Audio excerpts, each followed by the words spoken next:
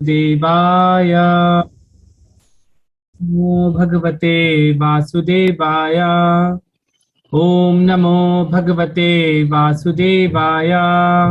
नारायणं नमस्कृत्य नरं चैव नरोत्तमं देवीं सरस्वतीं व्यासं ततो जयमुदीरयेत्। नष्टप्रायेषु अभद्रेषु नित्यं भागवत सेवया भगवती उत्तमा श्लोके भक्तिर्भवति नैष्ठिकी। नमः ओं विष्णुपादाय कृष्णपृष्ठाय भूतले श्रीमते भक्तिवेदांत स्वामिन् इति नामिने। नमस्ते सारस्वते देवे गौरवाणी प्रचारिणे निर्विशेषा शून्यवादी पाश्चात्य देशतारिणे। जय श्री कृष्ण चैतन्य प्रभु नित्यानंदा श्री अद्वैत गदाधरा श्रीवासादि गौर भक्त वृंदा। हरे कृष्णा कृष्ण कृष्णा हरे हरे हरे रामा राम रामा हरे हरे। श्री राधा वृंदावन चंद्र की जय। श्री गौर निताय की जय। श्रीला प्रभुपाद की जय। Welcome all of you for today Shrimad Bhagavatam session. हम भक्त कैंटो 1 के चैप्टर 7 जिसका टाइटल है द्रोण पुत्र को दंड, और हम भक्तों ने वर्ष नंबर 11 तक पढ़ लिया था। आज हम लोग वर्ष नंबर 12 पढ़ेंगे। बहुत इंपॉर्टेंट वर्ष है क्योंकि अब वेद व्यास जी भागवतम यहाँ से शुरू किए हैं एक्चुअली। और यहाँ पे अब सूत गोस्वामी भगवान की लीलाओं का बखान करना प्रारंभ करेंगे इस श्लोक से। तो हम भक्तों ने देखा कि ये क्या डिस्क्रिप्शन चल रहा है यहाँ पे। जो सूत गोस्वामी हैं, क्योंकि शौनका आदि ऋषियों ने प्रश्न पूछा था कि जो लिबरेटेड सोल्स होते हैं, जो भगवान के परम वैष्णव होते हैं, उनको क्या जरूरत आ जाती है ये भागवतम पढ़ना और इसको समझाना समझना, क्योंकि वो तो जन्म से लिबरेटेड हैं, वो तो ऑलरेडी 100% कृष्णा कॉन्शियस हैं, उनको क्या जरूरत आ जाती है। तो फिर उसके बाद जो सूत गोस्वामी ने है उसका उत्तर देने के लिए उन्होंने एक बहुत इंपॉर्टेंट वर्ष हमने पढ़ा जिसको आत्मा रामा वर्ष बोलते हैं। आत्मा रामा वर्ष क्या इंगित करता है कि जो भगवान के प्योर भक्त होते हैं वो क्या होते हैं, फुल्ली सेल्फ सेटिस्फाई होते हैं, अपने आप में सेल्फ सेटिस्फाई होते हैं। तो उन्होंने उस वर्ष के 11 भागों में विभाजन करके उसको एक्सप्लेन किया, परंतु चैतन्य महाप्रभु ने चैतन्य चरितामृता में इसके 61 मीनिंग बताए हैं इस वर्ष के, क्योंकि सबसे इंपॉर्टेंट वर्ष है ये पूरे श्रीमद् भागवतम और चैतन्य चरितामृता का। तो हमने उसको समझा, और उसके बाद कल के श्लोक जो था श्लोक नंबर 11 में हमने समझा था कि वो बोल रहे हैं, शीला व्यासदेव के पुत्र शीला सुखदेव गोस्वामी न केवल दिव्य शक्ति से युक्त थे, अपितु वे भगवान के भक्तों के भी अत्यंत प्रिय थे। इस प्रकार उन्होंने इस महान कथा श्रीमद् भागवतम का अध्ययन किया। तो जब हम इस डिवोशनल सेवा में प्रगति करते हैं तो ऑटोमेटिक क्या होता है, हम सभी के प्रिय होने लग जाएंगे। आप ऑटोमेटिक, इसमें आपको कुछ नहीं करना पड़ेगा, क्योंकि क्या होता है, आपका हार्ट अब क्लीन हो चुका है, आप दुनिया को एज इट इज देख पा रहे हैं। तो जैसे कि शीला प्रभुपाद का हमने एग्जाम्पल समझा, प्रभुपाद भले अमेरिका गए, रशिया गए, फ्रांस गए, मिडिल ईस्ट गए, और पूरे 7 कॉन्टिनेंटल्स में प्रभुपाद हर जगह गए। तो इवन दो उन लोगों को कुछ आइडिया नहीं था कृष्णा कॉन्शियसनेस का, परंतु फिर भी सभी क्या थे, प्रभुपाद के प्रिय हो गए। सभी प्रभुपाद सबके प्रिय हो गए इस दुनिया में। भले वो अमेरिका में सारे के सारे ज्यूज थे या रशियंस थे या क्रिश्चियनिटी फॉलो करते थे या कुछ मुस्लिम थे, सभी ने प्रभुपाद सबके प्रिय हो गए, क्योंकि ये पर्सनालिटी क्या होते हैं, ऑल अट्रैक्टिव होते हैं, क्योंकि फुली कृष्णा कॉन्शियस होते हैं। और ये जो लिबरेटेड सोल्स क्यों इस भागवतम को पढ़ते हैं, क्योंकि भगवान की जितनी भी कथाएं हैं या लीलाएं हैं या जो भगवान की ट्रांसेंडेंटल क्वालिटीज हैं वो क्या है, वो अनलिमिटेड है। तो इस प्रकार हमने श्लोक नंबर 11 तक कल पढ़ा था। आज हम श्लोक नंबर 12 पढ़ेंगे। अब देखिए श्लोक नंबर 12 अब वो लेके आ रहे हैं, अभी सूत गोस्वामी ही एक्सप्लेन करेंगे इसके फर्दर भी।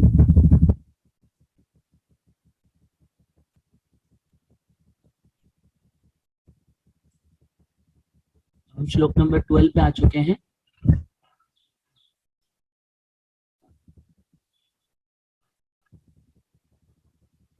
मेरे साथ श्लोक नंबर 12 का परपोर्ट बहुत डीप परपोर्ट है, इसको पढ़ने के लिए मेरे साथ आ जाइए। साथ में महेश जी जो जयपुर से हैं, महेश जी आप इसका परपोर्ट पढ़िएगा। मैं आपको अनम्यूट कर रहा हूं।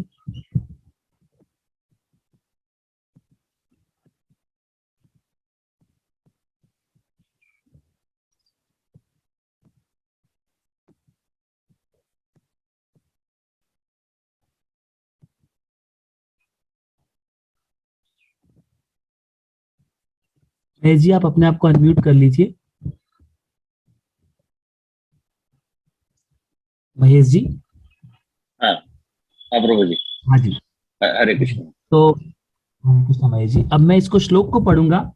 इसमें हमें जो सूत्र स्वामी बहुत इंपॉर्टेंट पॉइंट समझाना चाह रहे हैं, क्योंकि ये भागवतम में 10th कैंटो है, 1 से 10 तक है। तो उन सब की 10 की क्या जरूरत है? फर्स्ट कैंटो में भी भगवान की लीलाएं हैं, 2 में भी भगवान की लीलाएं हैं, इतने सारा क्यों पढ़ना है भागवतम? तो उसके बारे में हम समझाएंगे। तो अब हम लोग पढ़ने जा रहे हैं। परीक्षितो अथः राजर्षे जन्म कर्म विलापनम संस्थाम च पांडुपुत्राणाम वक्षे कृष्ण कथोदयम। अब देखिए उसमें बोल रहे हैं वो, सूत गोस्वामी ने शौनका आदि ऋषियों को संबोधित किया। अब मैं भगवान श्री कृष्ण की दिव्य कथा तथा राजर्षि परीक्षित महाराज के जन्म, कार्यकलाप तथा मोक्ष विषयक वार्ताएं एवं षड्यंत्रों द्वारा गृहस्था आश्रम के त्याग की, क्या बोल रहे हैं, पांडु पुत्रों द्वारा गृहस्थ आश्रम के त्याग की कथाएं कहने जा रहा हूं। तो अब सूत गोस्वामी और शौनक आदि ऋषि क्या हैं, बहुत उत्सुक हैं कि हम फर्दर भागवतम के बारे में जानें, क्योंकि भागवतम क्या है, हमारे हृदय को प्यूरिफाई करता है और हमारा भगवान से संबंध स्थापित हो जाता है इस भागवतम को सुनकर। ये कथाएं क्योंकि ट्रांसेंडेंटल हैं। मगर अब वो किसकी कथाएं सुनाने जा रहे हैं यहाँ पर? वो बोल रहे हैं कि अब मैं भगवान श्री कृष्ण की दिव्य कथा, वो यहां तक तो ठीक है, भगवान श्री कृष्ण की कथा, राजा परीक्षित महाराज के जन्म, कार्यकलाप तथा मोक्ष विषयक वार्ताएं तथा पांडु पुत्रों द्वारा गृहस्थाश्रम के त्याग की कथाएं कहने जा रहा हूं। तो अब इसमें पांडु पुत्र जितने भी थे वो गृहस्थाश्रम का त्याग कर रहे हैं, या उसके आगे ये बोल रहे हैं कि उसके आगे की ये कथाएं मैं पढ़े जा रहा हूं कि परीक्षित महाराज का किस प्रकार जन्म हुआ,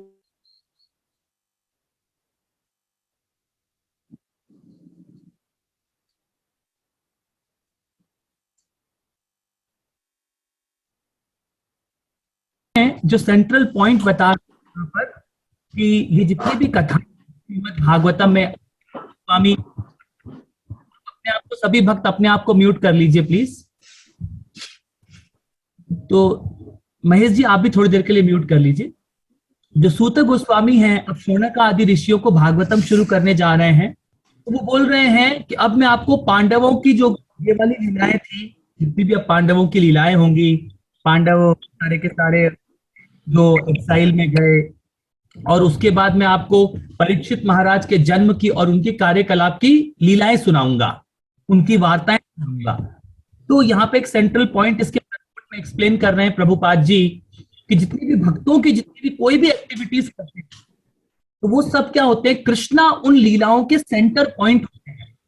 तो हम इस श्रीमद् भागवत जब कैंटो से 9 तक पढ़ते हैं, भगवान के वैष्णवों की कथाएं पढ़ेंगे, तो उन सब लीलाओं भक्तों की कथाओं का कि उसके सेंटर पॉइंट कृष्ण है।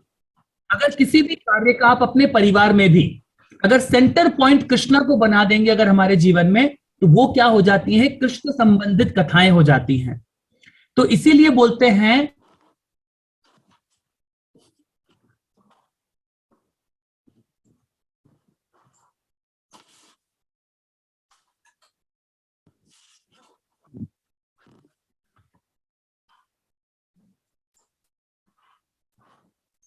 तो अंत में जो 10th कैंटो है वो हमें डिटेल में समझ में आएगा।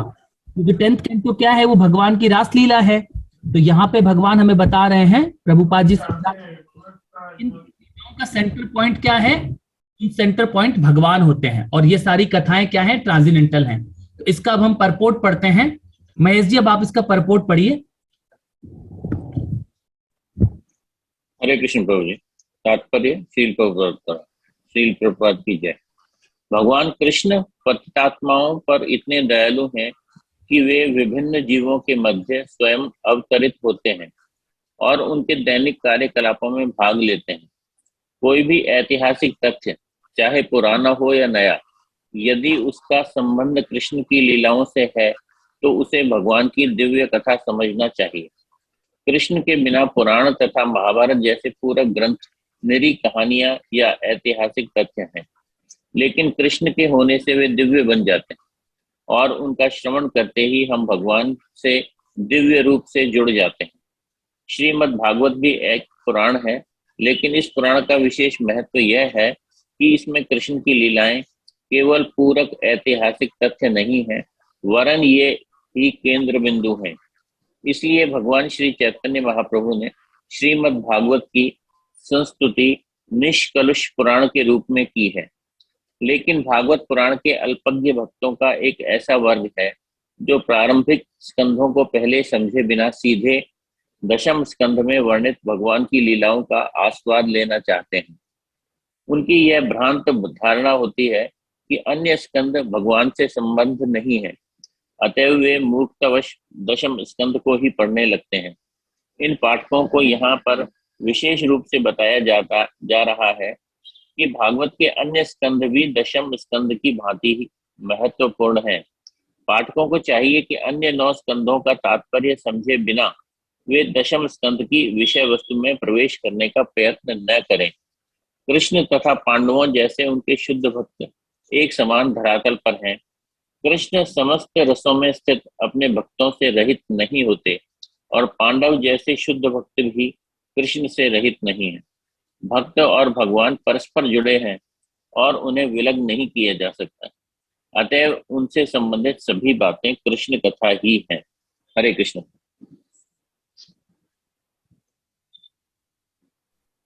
हरे कृष्ण महेश जी, आपका बहुत बहुत धन्यवाद। तो इसमें हमने समझा कि जो बहुत सारे ऐसे सहजिया डिवोटीज होते हैं वो क्या करते हैं, डायरेक्ट बोलेंगे कि हम तो डायरेक्ट 10th कैंटो पढ़ेंगे, भगवान की रासलीला को समझेंगे। मगर क्या होता है, उनको ये नहीं पता होता है कि जब तक हमारा माइंड हमने अभी डेवलप नहीं किया है, भगवान के कंप्लीट जो रूप है भगवान का उसको नहीं समझेंगे कैंटो 1 से कैंटो 9 तक, तो हम उन भगवान की जो ट्रांसेंडेंटल लीलाएं हैं, जो भगवान की जो रासलीला है, हम उसको कभी नहीं समझ सकते। तो इसीलिए प्रभुपाद हमेशा क्या बोलते हैं हमें कि हमें सिस्टमैटिक तरीके से कैंटो 1 to कैंटो 9 तक जब हम सिस्टमैटिक तरीके से स्टेप बाय स्टेप आगे बढ़ते हैं तो हम भगवान को समझ पाते हैं कि वो एब्सोल्यूट भगवान कौन है। और जो भगवान और भगवान के जो परम भक्त होते हैं वो इस धरती पर जब जब लीला करने के लिए उतरते हैं, तो भगवान के भक्त कभी भी ऐसे नहीं होते कि मटेरियल कॉन्शियसनेस के साथ यहाँ कोई लीला करने के लिए उतरते हैं। वो भगवान के पार्षद होते हैं, जैसे कि 6 के 6 गोस्वामी हैं। ये सब लोग कौन है? ये भगवान की पर्सनल लीलाओं में से इस धरती पर उतरते हैं और सिर्फ वो भगवान की जो स्पेशल लीलाएं करनी होती है उसके लिए आते हैं, भगवान की लीलाओं में पार्टिसिपेट करते हैं और वापस अपने धाम में वापस भगवान के साथ वापस जुड़ जाते हैं। तो इन भक्तों का माइंड कंटेमिनेटेड नहीं होता है। जैसे हमारा माइंड तो क्या है, कंटेमिनेटेड है। हर चीज को हम क्या चाहते हैं, हमारी इस बुद्धि से रैशनल माइंड से क्या सोचना चाहते हैं, उसको किसी न किसी अपनी बुद्धि से समझना चाहते हैं। और भगवान की लीलाओं को अपनी बुद्धि से कैसे समझ सकते हैं हम? ये मटेरियल बुद्धि, ये जो साइंस मैथ्स और ये सब किताबें पढ़ के क्या हम भगवान को समझ पाएंगे? इम्पॉसिबल। भगवान को समझने के लिए तो हमें क्या चाहिए, ये हमारा एक प्योर भक्त का हमें सहारा मिलता है हमारे जीवन में। और जब हम उनका, इसलिए भागवतम में बोलते हैं, भगवत गीता में, तद विद्धि प्रणिपातेन परिप्रश्नेन सेवया उपदेक्षन्ति ते ज्ञानम ज्ञानिनः तत्वदर्शिनः। क्योंकि उन्होंने भगवान को साक्षात देखा होता है और वो सब क्या है, 100% कृष्णा कॉन्शियस होते हैं भगवान के प्यारे भक्त। जब हम इन भक्तों की सेवा करते हैं, प्रभुपाद जी जैसे ग्रेट पर्सनालिटीज की जब हम खूब डेडिकेट रूप से सेवा करते हैं ऑटोमेटिक तो आपके हृदय में क्या करते हैं, वो दिव्य ज्ञान हृदय प्रकाशित हो, फिर आपको वो इस ट्रांसेंडेंटल नॉलेज को सिखा देते हैं। तो वो जो भगवान के भक्त होते हैं इस धरती पर, भगवान से अलग नहीं होते हैं। भगवान से अलग होने का क्या मतलब है? अभी हम क्या सोचते हैं अपने आप को कि मैं इस शरीर के साथ मैं एक अलग प्राणी हूं और भगवान एक अलग प्राणी है, मगर ये ऐसा तो नहीं है। हम तो ये प्राणी नहीं है। सबसे पहले तो हम ये मिट्टी का कवच थोड़ी है। हम ये मिट्टी का कवच तो यहीं रखा रह जाएगा हमारा। हम तो इस मिट्टी के अवच से कुछ अलग पर्सनालिटी हैं। इतने दिन से हम पढ़ते आ रहे हैं कि हम सोल हैं, हम इस मिट्टी के बॉडी से एक अलग पर्सनालिटी हैं, और हम एक पर्सनालिटी हैं। हमारा एक रियल इंडिविजुअल हम एग्जिस्ट करते हैं। और हमारी कॉन्शियसनेस कैसी हो गई है?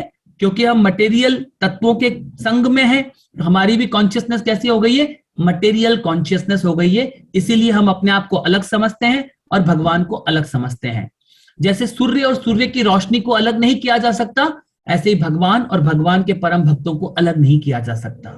तो ये जितनी भी लीलाएं हम पढ़ेंगे इस भागवतम में, वो सब लीलाएं क्या हैं? ट्रांसेंडेंटल प्लेटफॉर्म पे हैं।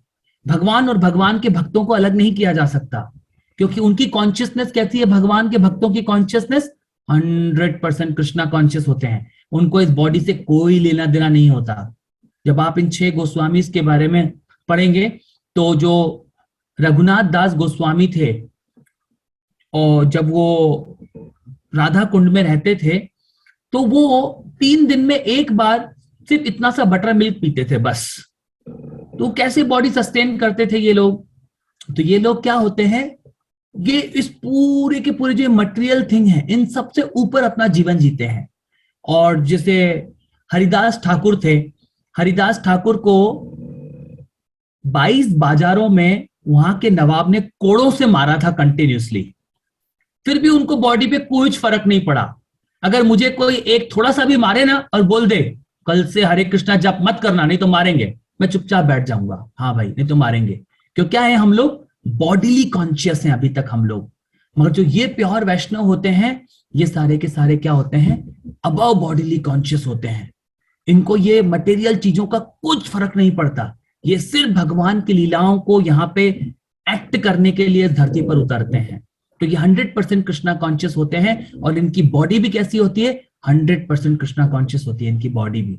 तभी तो जो ग्रेट सन्यासी होते हैं, भगवान के परम भक्त होते हैं, उनकी बॉडी को जलाया भी नहीं जाता है, उनकी बॉडी को समाधि दी जाती है। जैसे प्रभुपाद की समाधि कहाँ है? वृंदावन में। जो इस्कॉन के बाहर हम देखते हैं, जो पहला मंदिर है वो प्रभुपाद जी की समाधि है। तो ये भक्त क्या होते हैं? ये जो इनकी कॉन्शियसनेस हमेशा 100% कृष्णा कॉन्शियस होते हैं, ये सारे के सारे डिवोटीज। तो जब हम भी इसी प्रकार से, जो नारद मुनि हैं जो बता रहे हैं कि जब उन्होंने इस स्पिरिचुअल प्रैक्टिस को धीरे धीरे सिस्टमैटिक तरीके से किया, तो उनको भी कैसी बॉडी मिल गई? उनको ट्रांसेंडेंटल बॉडी मिल गई। तो इन भक्तों की क्या होते हैं? ये 100% कृष्णा कॉन्शियस होते हैं। और ये इनकी जितनी भी कथाएं हैं, जो 5 पांडवों की कथाएं हैं, या परीक्षित महाराज की हम इसमें कथा पढ़ेंगे, पृथु महाराज की पढ़ेंगे, कुंती महारानी की प्रेयर्स पढ़ेंगे, सुखदेव गोस्वामी की पढ़ेंगे, भीष्म पितामह के बारे में पढ़ेंगे, और 12 महाजनों के बारे में पढ़ेंगे इस भागवतम में। तो ये सारी की सारी कथाएं क्या हैं? ट्रांसेंडेंटल हैं, भगवान की कृष्ण कथाएं ही है। तो ये भले भगवान के भक्तों से रिलेटेड है, मगर भगवान के भक्तों में बीच में कौन है? कृष्णा है। तो जहां कृष्णा होते हैं, वो सारी एक्टिविटीज क्या हो जाती हैं? कृष्णा कॉन्शियस हो जाती हैं। इसीलिए प्रभुपाद बोलते हैं, ये जो मैंने हरे कृष्णा सेंटर पूरी दुनिया में खोल रहा हूं मैं, ये कोई ऑर्डिनरी चीजें नहीं खोल रहा हूं, ये मैं वैकुंठ खोल रहा हूं। यहाँ पे आप इस मंदिर में रह के भक्तों के साथ ये भक्ति करके, ये वैकुंठ का एक क्या होता है? ये सारे मंदिर प्रभुपाद ने जितने भी ये इस्कॉन सेंटर या हरे कृष्णा सेंटर प्रभुपाद ने बनाए हैं, ये सारे सेंटर क्या हैं?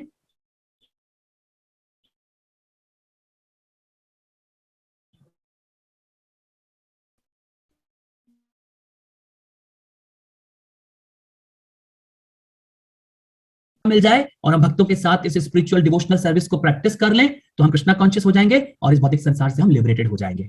मतलब लिबरेटेड होने का मतलब होता है हमारी कॉन्शियसनेस कृष्णा कॉन्शियस हो जाएगी। अगर आप फुली कृष्णा कॉन्शियस हो गए, फिर भगवान भले आपको यहां रखें या किसी स्वर्ग लोक में रखें या स्पिरिचुअल वर्ल्ड में रखें, कहीं भी रखें, फिर आपको कुछ फर्क नहीं पड़ता, क्योंकि आपको पता लग जाता है कि मेरा काम है सिर्फ कृष्ण की सेवा करना, और ये सारे के सारे काम मेरा कोई रिलेशन नहीं है।